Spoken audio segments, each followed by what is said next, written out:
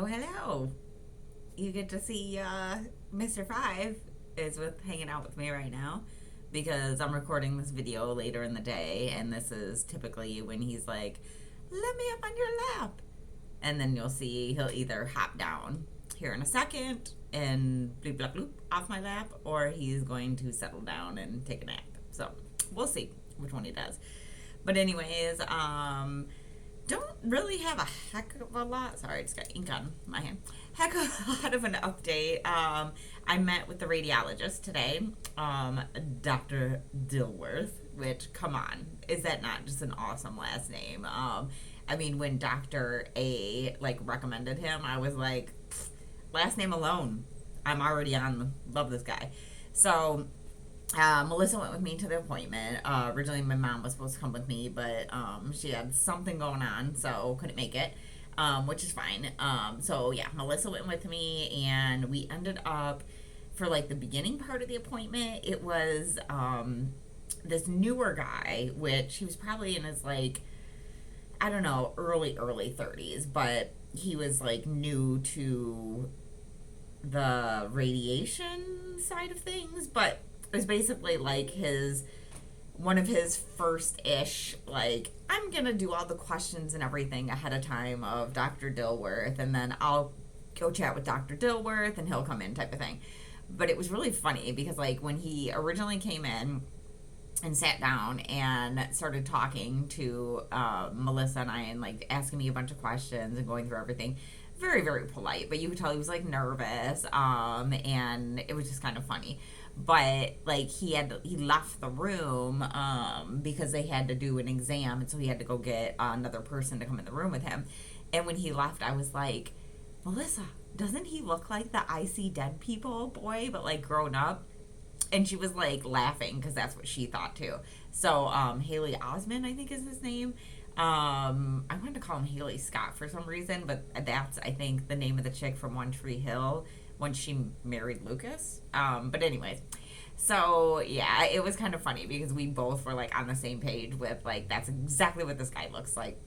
So, when he went through a lot of the stuff about radiation, and I kind of knew all of it just because I'd asked ChatGPT what to expect, and which I've also named my ChatGPT Milo because I'm tired of just saying, well, I put this in the ChatGPT, so now I'm going to say, I asked Milo, which is also kind of funny because there's another AI that's actually called Milo, and, but it's not Milo like the person's name, but anyway, I say, but anyway, a lot. So, yeah, so I See Dead People, he walked through everything, and it was fine. There was no surprises or anything like that. And then he did an exam, and then he had left and then brought in Dr. Dilworth.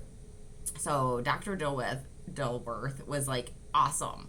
Friggin' so awesome. He's just a cool guy. And when I went to support group this week, which I'll segue back to that, I had asked if anybody, I mentioned who I was going to meet with.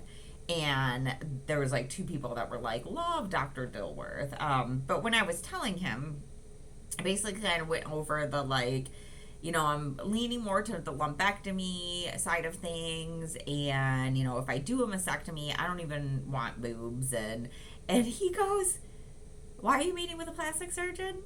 And it was funny because the way he said it, it was that's exactly what's going on in my brain right now. Why?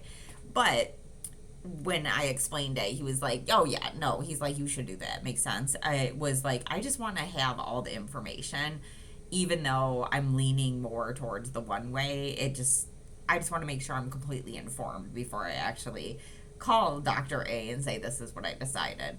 So that was just kind of the end of the appointment. And then he just kind of said that after surgery, we would connect again, have another appointment. But he was talking about timing and everything. And so I think that radiation is going to start later than I expected. So I originally, based off of my projection, which this is just provided I can get the surgery in October, that radiation would start in December. I don't even know if I can get the surgery in October. Who knows what the schedule is going to be. So, but like kind of like listening to him, I was kind of like redoing the math, and I was like, or math, I don't know if that's math, the months, and I don't think radiation is going to start until probably January. And he said 3 to 4 weeks of radiation, which is great because I know my friend Michelle, when she had to do it, I think she had 6 weeks of radiation, but she didn't have chemo. So that might be like what some of the difference is.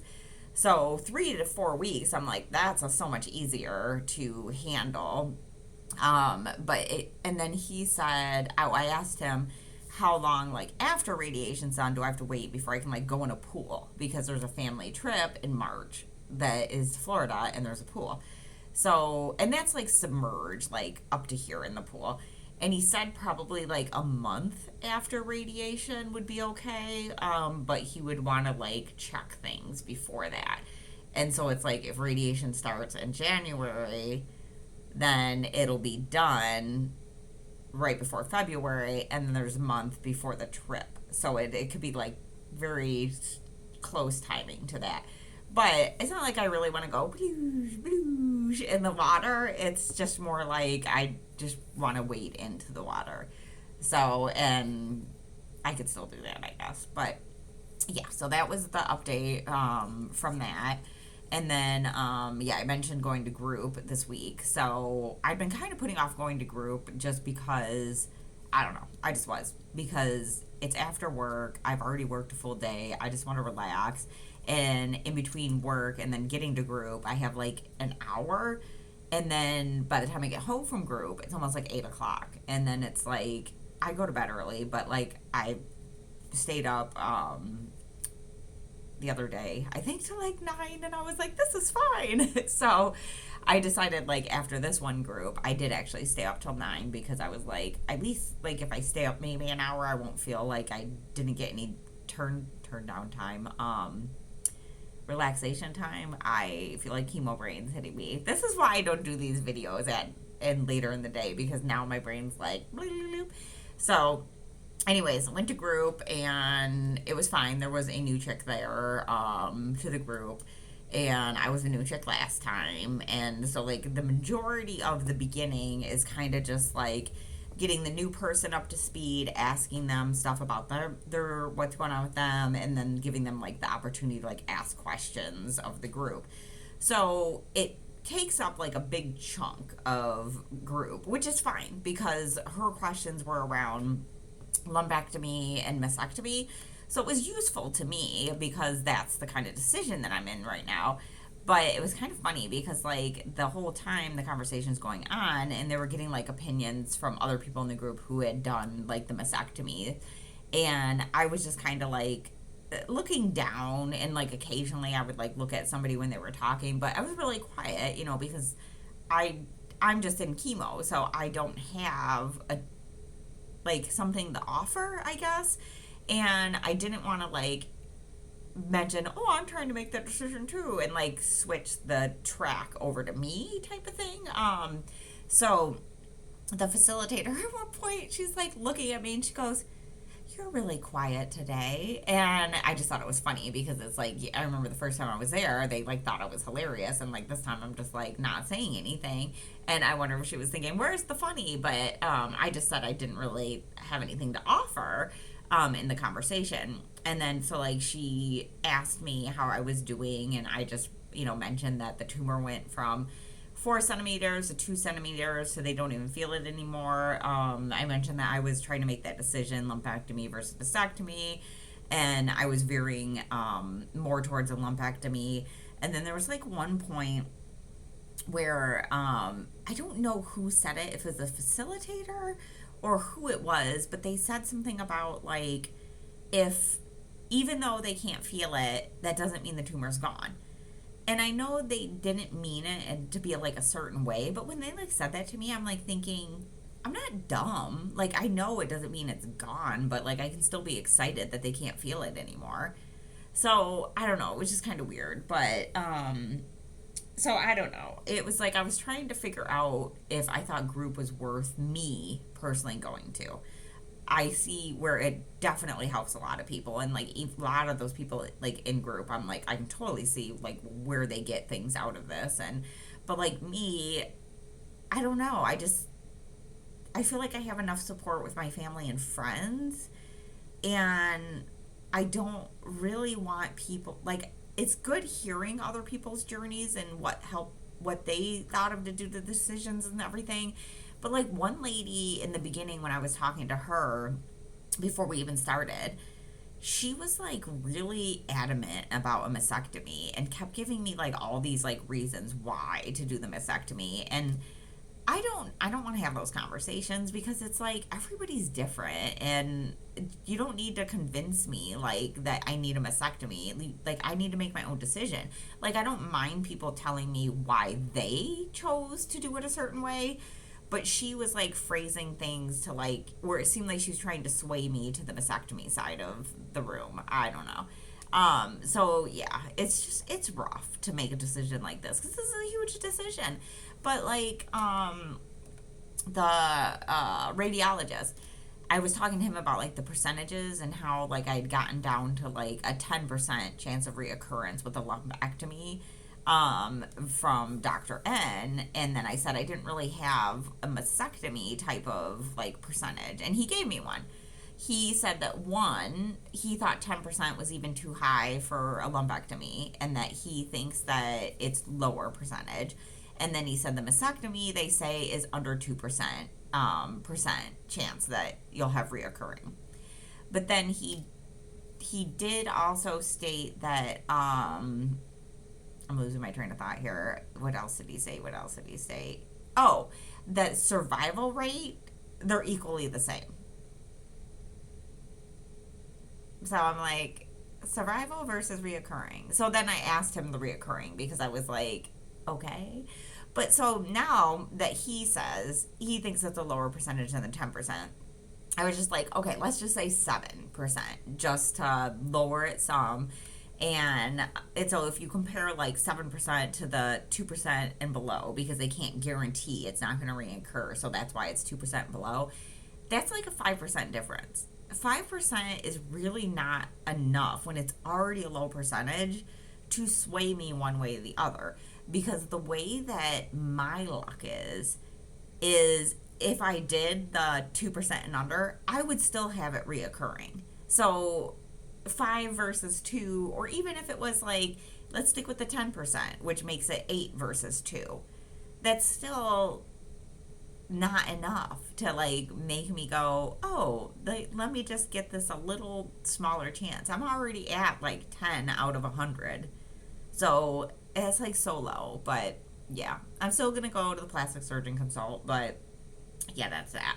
I did have my PA appointment yesterday, and I just have to mention this because as I'm sitting there in the waiting room waiting for them to call me back for my blood draw, dude comes in with a service dog or happy dog. I don't know, therapy dog. That's what they're called, happy dog. I mean, he looked happy, but it was a Bernese Mountain Dog named Billie Jean. So I see them walk in. They go right up to the front desk, and I hear the lady behind like the desk is like, "Oh, hi, Billie Jean." So the guy's like checking it or whatever, and I'm sitting there thinking, okay, he's gonna come this way. So he goes right back into like behind the where the nurses and the front desk and everything is, and I hear like all the nurses and front desk people being like, "Hi, Billie Jean," and so I'm thinking, what the bloop? Like I literally keep saying, "Where are the therapy dogs?" when I have chemo, never see them. So then I'm like, okay, there's still a chance because I have to get my blood drawn and then I have to come back to the waiting room before they take me back to see the PA. I could still see Billie Jean in this instance. I'm like, I just want to say hi to Billie Jean. So they call me back for my blood draw. I get my blood drawn, and as I'm sitting there and they're finishing my blood draw, one of the nurses in the lab, where there's like a little window you can see into like the blood draw room, she's like, "Emily, when you're done with your blood draw, we're ready to just take you right back to your room, so just come right over here." And I'm like, then I don't go back to the Billie Jean. So I go with her after all of my blood draw and go back to my room, and I'm thinking, I better not miss Billie Jean because I literally got taken from here to here without the room, nothing. So, and then I get out of there, and then I ended up having to give them a pee sample because I might have a bladder infection or bladder wall bladder lining wall something. I don't know. Either way, I had to go in the bathroom, pee in a cup, and then I bring it back to the lab. And I'm like, is Billie Jean still here? Do you guys know? And they're like, oh, I don't know. So I go peek my head back in the hallway where chemo is. No dog. Billie Jean was gone. I have two more. Two more. Two more.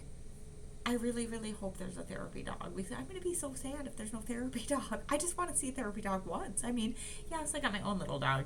But there was the universe did come to my rescue because when I went on my way home, I stopped and got gas. And there was like a white work van that was like behind my car where I'm getting gas. And so I'm sitting there pumping gas, and all of a sudden, this little, like, silky terrier, I think that's what it was, like, 3-pound dog just appears and comes up to me. And I'm like, hello, little nugget, where are you from? And then I look, and it's the guy with the work van. This burly guy. It's so funny that he has this little silky terrier.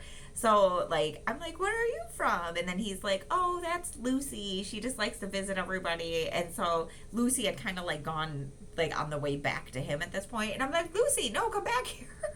So literally I'm like pumping gas, bending down, like petting Lucy. Like I would not stop petting Lucy, and she was so cute. And then after I pumped gas and put the handle back, I was like saying hi to her more. So the universe did give me a dog to hang out with, even though I have my own dog here at my lab. I was like, I want a different dog to see. So yeah, so that was nice that I got to see Lucy, and even though I wanted to see Billie Jean too, I got Lucy. So yeah, that's pretty much the update on everything. Otherwise, I've been feeling fine this week. I haven't had any issues other than the potential bladder thing, but it's not even really bothering me that much. And then taste wise, kind of starting to get my taste back now, which is nice because there's certain things I can taste, but it's weird because it's like as the day goes on, I start getting like later in the day that like wooden spoon taste in my mouth. And there's also like another taste that's with it that I can't place what this taste is, but it's like I've tasted it before, and it's newer. Like I haven't had this, I don't think, all through these treatments. But and I've been doing the chemo mouthwash, but so like later in the night, the food starts tasting worse. So it's almost like I gotta eat the stuff in the morning that I want. But I went with Melissa to an Asian market, and we picked up some things there. I got some chicken like wings because I've been dying to try them, and it was like $5 for like 8. So I was like, I'll try this. And like I had a couple right when I got home for lunch, and they were fine. But then I just ate the rest of them for an early dinner, and they had like a weird taste. But I still ate them because I'm like, I need to eat stuff. My weight has maintained normal, so I'm doing better there. And yeah, that's about it. Like, I'm not super, super tired. I have chemo next Thursday, so I'm in the like recovery time right now too. And then yeah, so I'm going to start gobbling up the stuff as like the days keep going, because now I'm starting to get the taste back. So it's like I'm gonna eat everything I want. But that's that. And guess good guys. Oh my goodness, I'm going to do all my videos in the morning from now on. But anyways, 2 more chemos left, y'all. 1 next week, and then I will be in the final loop. I'll just have 1 more. I'm getting close, almost done with this BS, so just everything's gonna look hunky-dory after that, or I'm just crossing my fingers that it will. So I will have some downtime, like a month and a half-ish, depending on when they schedule surgery, where I just will be able to chill. So at the end of that, I'm hoping like all my taste is back and I can just eat a house or something, or a horse. I don't know. I don't think a house would probably taste good, so I think horse probably would not taste good either, but either way. So there's my nonsense babbling for today, as I feel like most of these videos are just nonsense babbling now. But I am going to upload this one tomorrow at noon because I don't feel like uploading tonight. But just know, this was recorded on Thursday. Bye!